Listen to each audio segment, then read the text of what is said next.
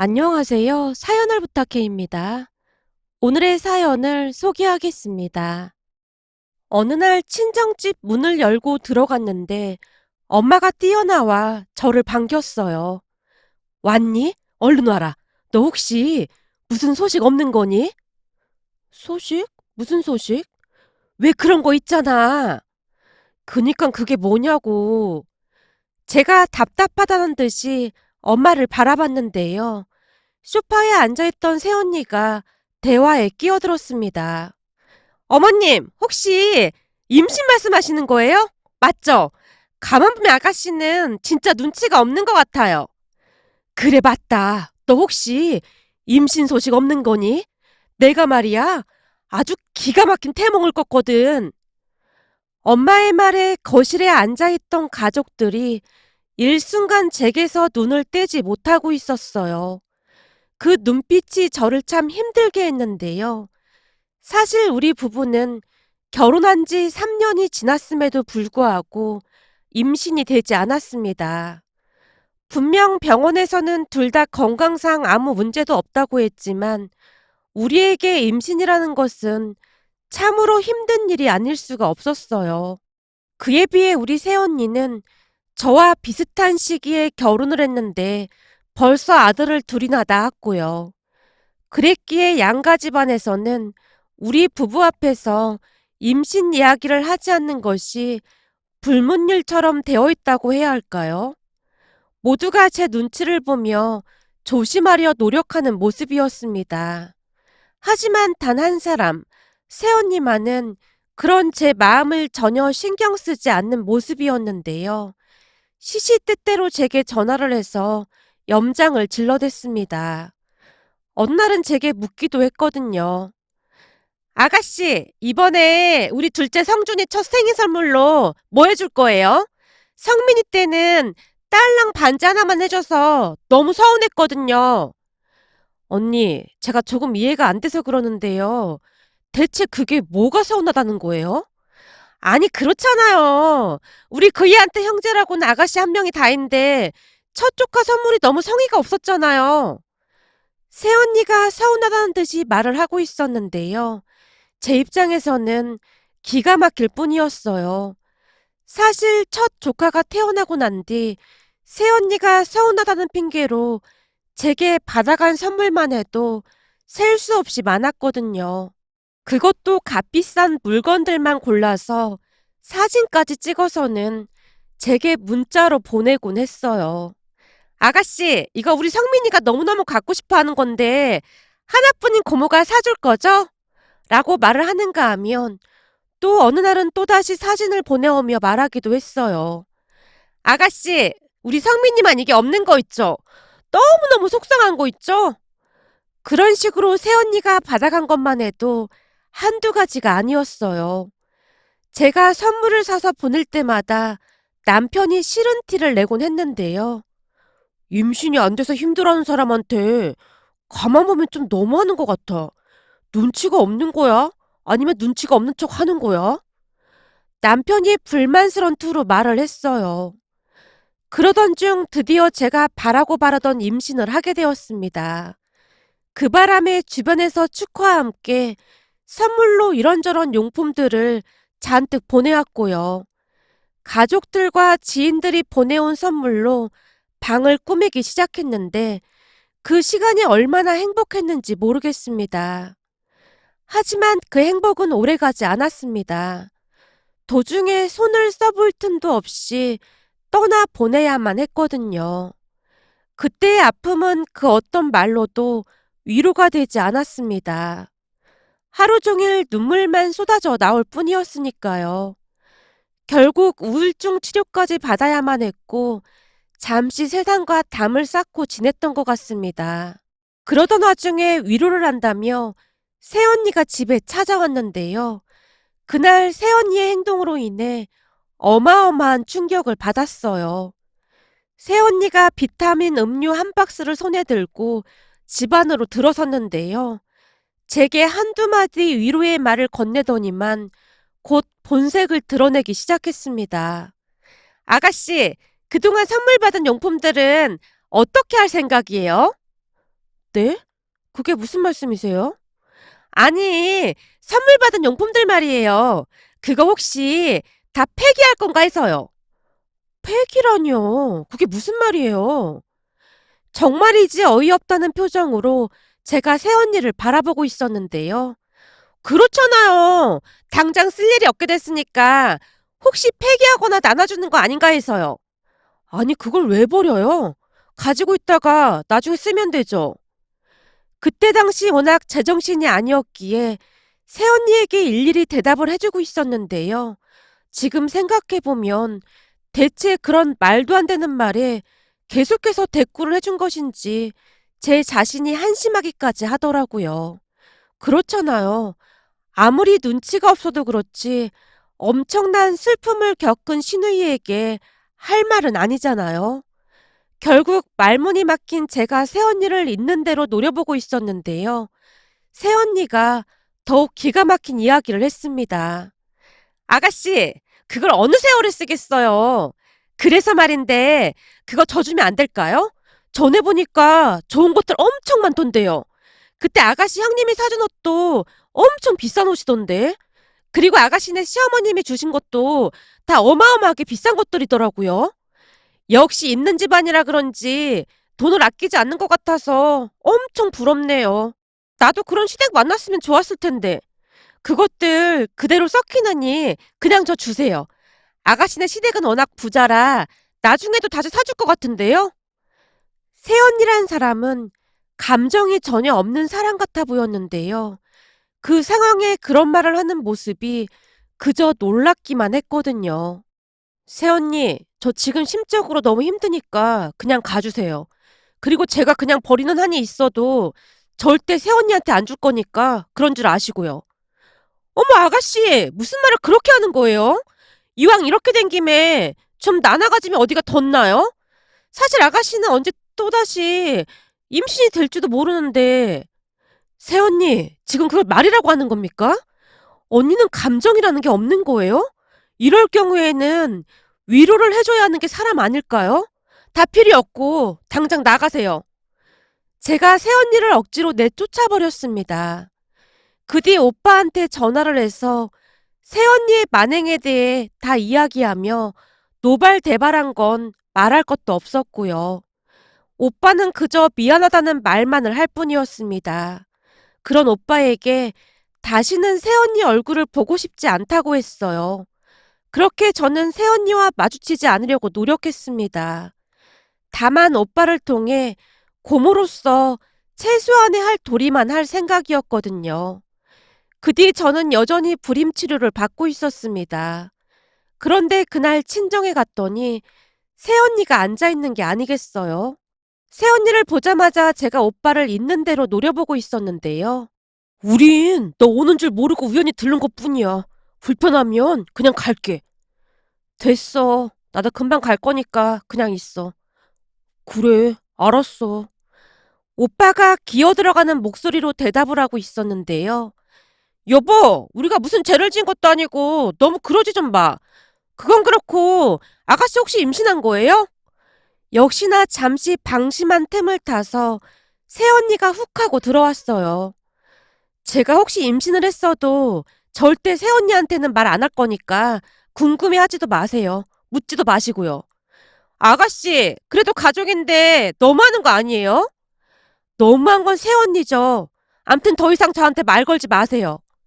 제가 새언니에게 쏘아붙이고는 주방 식탁에 앉았는데요.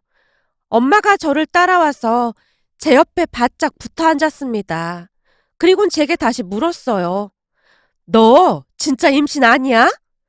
오늘따라 엄마까지 왜 그래? 아니야, 아니라고. 자꾸 그러면 나 그냥 가버릴 테니까 그런 줄 알아? 아니, 너 화나게 하려고 그런 건 아니고 사실은 내가 말이야. 아주 기가 막힌 꿈을 꿨는데 아무래도 태몽 같아서 말이야. 엄마가 잔뜩 기대한 눈빛으로 저를 바라보고 있었는데요. 새언니가 귀를 쫑긋하고 엄마 말을 엿듣다가는 놀란 채 물었어요.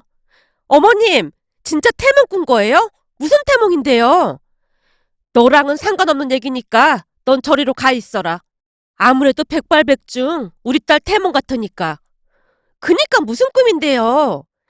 새언니가 재차 묻고 있었는데요.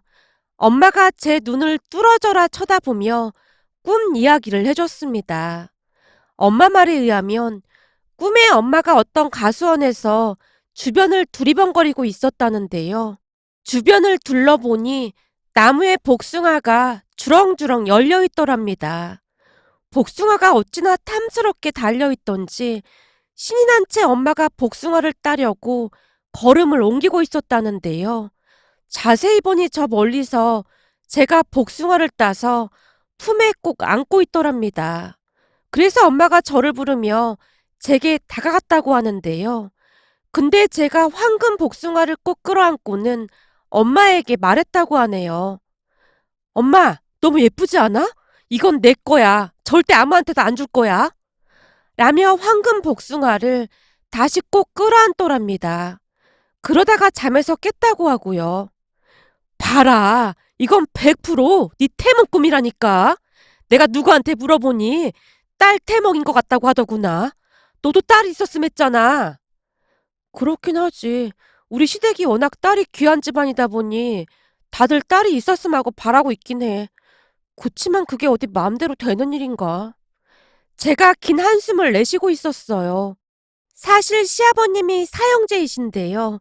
그 사형제가 전부 아들만 낳았을 뿐만 아니라 그 아들들이 결혼해서 손주들을 낳았는데 그 손주들마저도 전부 아들이었거든요. 우리 형님만 해도 아들 둘을 낳고 난 뒤 딸을 낳으려고 셋째를 낳았지만 셋째도 아들이라고 많이 서운해했습니다. 사실 시부모님은 형님이 딸부잣집 셋째 딸이라 더욱 마음에 들었다고 했을 정도로 손녀에 대한 기대가 어마어마했습니다. 그랬기에 그날따라 엄마의 눈이 더욱 초롱초롱해져 있었어요. 내가 딱 보니 꿈이 그냥 딸 태몽이야. 이건 그냥 빼박이야, 빼박. 곧 너한테 좋은 소식이 있을 것 같아. 엄마, 아니야. 아무런 증상도 없어. 그러니까 그 얘기는 그만 좀 해. 그렇잖아도 스트레스 받는데 엄마까지 왜 그래? 제가 퉁명스럽게 말하고는 엄마를 노려보고 있었는데요. 제 말을 듣자마자 새언니가 신나서 외쳤어요. 어머님, 그거 혹시 제 꿈이 아닐까요? 그게 무슨 말이냐? 너 혹시 셋째 가진 거니? 아니, 그런 건 아닌데 저도 딸이 하나 있었으면 해서요. 뭐, 딸? 넌 대체 양심이 있는 거니 없는 거니? 엄마가 버럭한 채 새언니를 노려봤는데요. 어머님, 제가 뭐 잘못한 거예요? 뭐? 잘못한 거예요? 넌 진짜 양심을 어디다 팔아먹은 거냐?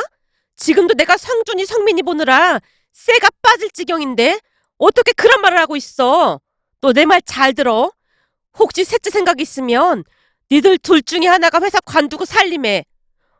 아니, 제 말은 그냥 그렇다는 건데 뭘 그렇게 화를 내시는 거예요?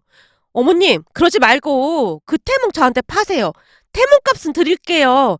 어차피 아가씨는 임신도 아니라고 하고 임신이 잘 되지도 않잖아요.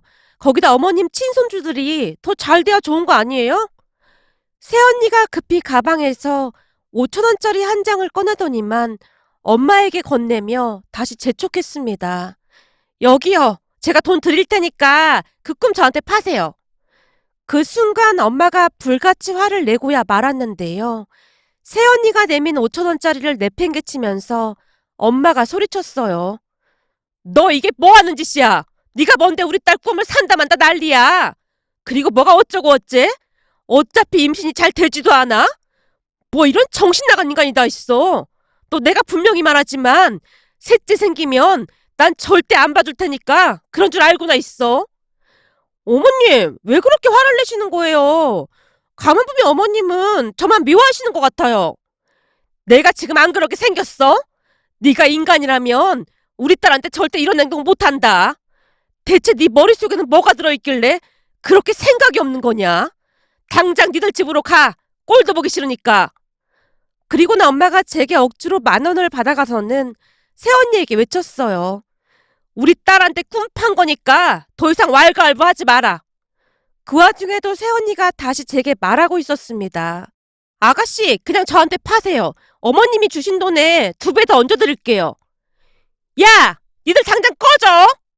엄마가 오빠에게 달려들 기세였기에 오빠네 가족들이 급히 나가버렸어요. 나가면서 오빠와 새언니가 말다툼을 하고 난리도 아니었는데요. 오빠도 화가 많이 난 모양으로 새언니에게 마구마구 소리를 지르고 있었거든요. 그렇게 오빠 가족들이 돌아갔고 집안이 조용해졌는데요. 엄마가 중얼거리듯 말하고 있었어요. 셋째 같은 소리하고 자빠졌네. 내가 도와주나 봐라. 하루 종일 맡겨놓고 놀러다 다니면서 뭐 셋째? 어디서 저런 모지리를 데리고 와서는 원.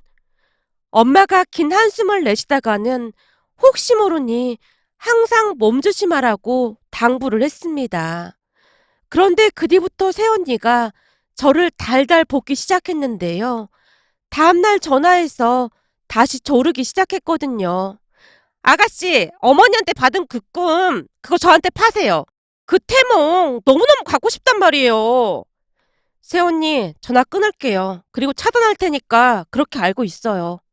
라며 제가 전화를 끊고는 번호를 차단해버렸는데요.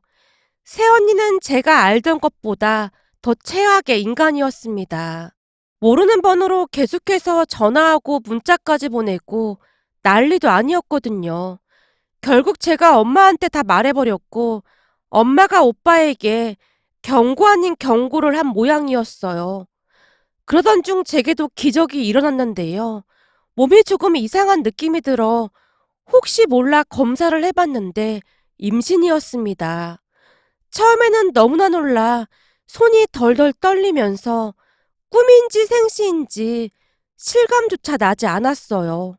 임신 사실을 확인한 후 남편에게만 말을 한 뒤 절대 알리지 않았는데요. 기쁨과 동시에 걱정이 앞섰거든요. 그렇게 하루하루 꿈 같은 시간을 보내고 있던 어느 날 오빠가 전화를 걸어와서 받았는데 받고 보니 새언니였습니다. 아가씨, 저 진짜 급해서 그러는데 그 꿈 좀 저한테 팔아주세요. 아무래도 그 태몽 제 태몽이 확실한 것 같아요. 네? 그게 무슨 말이에요? 언니 설마 셋째 가진 거예요? 맞아요. 저 셋째 생겼어요. 그래서 그 태몽이 꼭 필요해요. 이번에는 반드시 딸을 낳아야만 한단 말이에요. 그니깐 제발 그 태몽 좀 저한테 팔아주세요. 새언니가 계속해서 조르고 또 졸랐습니다. 하지만 저도 이미 임신 중이기도 했고 새언니의 말도 안 되는 억지를 들어주고 싶지도 않았기에 그냥 끊어버렸습니다. 물론 그때까지도 제 임신 사실을 남편만 알고 있었고요. 그렇게 시간이 얼마나 지났을까요? 새언니가 우리 집까지 쫓아오고야 말았는데요. 제가 어쩔 수 없이 문을 열어주자 새언니가 제게 마구마구 따지기 시작했어요. 이게 다 아가씨 때문이에요. 아니 다짜고짜 그게 무슨 말이에요? 아가씨가 태몽을 안 팔아서 진짜 큰일 났단 말이에요. 큰일이 나다니요? 제가 어리둥절한 채 묻고 있었는데요. 새언니가 갑자기 대성통곡을 하기 시작했습니다. 병원에 다녀왔는데 아들 쌍둥이 같다고 하잖아요. 그러게 그 태몽을 나한테 팔았으면 이런 일이 없었을 거 아니냔 말이에요. 무슨 말도 안 되는 소리를 하고 있어요. 그게 태몽이랑 무슨 상관이 있다고. 언니, 상식적으로 지금 이게 말이 된다고 생각하세요? 그리고 그 꿈, 제 태몽이 맞아요. 그니까 쓸데없는 소리 하지 말고 그만 가봐요. 아니, 아가씨 태몽이 맞다니요. 사실 저 지금 임신 중인데 아무래도 딸인 것 같거든요. 뭐야, 근데 그걸 왜 이제 말하는 거예요? 그동안 조심하느라 말 안 한 것뿐이에요. 새언니처럼 공감 능력이 부족한 사람이 제 마음을 알 턱이 있겠어요? 그러면서 그동안 감쪽같이 속인 거네요? 속이긴 뭘 속였다고 그래요? 억지 좀 그만 부리고 얼른 가세요. 그렇지 않아도 오늘 시댁에 가서 말씀드리기로 했으니까. 그리고 새언니 이제는 쌍둥이까지 넷이라 둘 중에 한 명이 살림해야겠네요. 살림이라니요? 엄마가 더 이상 안 도와준다고 했거든요. 그러니 앞으로 어떻게 할지나 빨리 결정해야겠네요. 오빠랑 둘이서 제비뽑기라도 하던지 하세요. 어머님이 그냥 하는 말이거든요. 과연 그럴지 모르겠네요. 세상 그 누구보다도 제가 엄마 맘을 제일 잘 알거든요. 근데 그동안 새언니가 거짓말도 하도 많이 해서 엄마가 벼르고 계시던데. 아마도 엄마 맘 안 바뀔걸요? 아참, 축하 인사가 늦었네요. 아들넷 다둥이 엄마 되신 거 진심으로 축하드려요. 그리고 우리나라 출산율이 저조한데 국가에 큰 기여를 하셨네요. 이런 거 나라에서 상을 줘야 하는 거 아닌가? 저는 시댁 가서 이 기쁜 소식을 알려야겠네요. 우리 시부모님이 손녀 낳기만 하면 새 차 하나 뽑아주신다고 했는데 얼른 가봐야겠네요. 제 말에 새언니가 씩씩거리며 돌아갔는데요. 그 뒤 엄마가 작정을 하고 오빠 부부에게 통보했다네요. 니들 잘 들어. 난 앞으로 친할머니 사퇴할 생각이니까 찾지도 마라. 외할머니만 할 거야. 사람을 구하던 니들 둘 중 하나가 회사를 그만두던 빨리 결정해. 이번 달 말까지만 시간 줄 테니까. 혹시 내가 하는 말을 빈말이라고 생각할까봐 하는 말인데 나 다음 달 초에 친구들하고 같이 스위스로 여행 갈 예정이니까 그렇게 알고 있어. 네 아버지도 내가 친할머니 사퇴하겠다고 하니까 어찌나 반기는지 몰라. 그니깐 빨리 결정하도록 해. 엄마가 오빠 부부에게 비행기 티켓 예매한 것까지 보여줬다고 하네요. 그 문제로 오빠 부부가 다투고 난리가 났는데요. 결국 새언니가 회사를 관두기로 한 모양이었어요. 그도 그럴 수밖에 없었던 것이 오빠 월급이 월등하게 많았기에 별다른 방법이 없었겠죠. 아들 넷을 키워야 했으니 경제적인 부분도 무시할 수 없었을 테니까요. 그 뒤 엄마는 오빠 부부 집에 발길을 뚝 끊었는데요. 오빠 부부에게 절대로 집에 발걸음도 하지 말라고 경고를 했을 정도였어요. 하물며 명절에 오빠 부부가 찾아왔지만 부모님이 집을 비웠을 정도였고요. 거기다 새언니가 혼자서 너무너무 힘들다 보니 가끔 집에 찾아갔다고 하는데요. 집안에 있었음에도 불구하고 엄마가 문도 열어주지 않았다고 합니다. 한 번 작정을 한 엄마는 정말 대단했는데요. 경비 아저씨랑 말까지 맞췄거든요. 그게 무슨 말이냐고요? 그러니까 혹시나 새언니나 오빠가 경비 아저씨께 엄마의 안부를 물으면 벌써 나가신 것 같던데요. 요즘 무슨 일을 하시는지 종일 집에 안 계시네요. 주말에는 두 분이서 내내 여행 가시는 것 같고요. 라고 말씀해 주시는 걸 부탁했다고 하네요. 그동안 부모님이 경비 아저씨를 워낙 잘 챙겨드렸기에 부모님 말을 경비 아저씨가 단박에 이해했다는데요. 오빠 부부가 찾아와서 물어볼 때마다 마치 녹음기를 틀어놓은 것처럼 같은 말만을 반복했다고 합니다. 결국 새언니는 하루하루 피골이 상접해져 갔고 얼마 뒤 새언니네 친정 근처로 이사까지 갔다고 했습니다. 그리고 저는 첫째로 딸을 낳고 바로 둘째가 생겨서 현재 임신 중이랍니다. 참 신기했던 부분이 첫째는 그렇게나 어렵게 생겼는데 둘째는 금방 생기더라고요. 의사 선생님이 둘째는 아들 같다는 힌트를 줬는데요. 시댁에 사실을 알렸더니 시어머님이 안도의 한숨을 내쉬었어요. 첫째로 딸이 태어나서 너무나 안심이 되는구나. 둘째도 딸이었으면 좋았을 텐데 그래도 너한테는 아들, 딸 하나씩 있는 게 좋을 거야. 시어머님이 정말 많이 기뻐하셨어요. 요즘 우리 딸은 가족들의 사랑을 듬뿍 받고 있답니다. 물론 저도 무한 사랑을 받으며 행복한 시간을 보내고 있고요. 오늘 TV에서 우리나라 출산율 관련 뉴스를 보다 보니 문득 아들 넷을 키우고 있는 새언니가 생각나서 이렇게 글 작성해 봅니다. 오늘의 사연은 여기까지였습니다. 즐겁게 보셨다면 구독, 좋아요 부탁드립니다. 고맙습니다.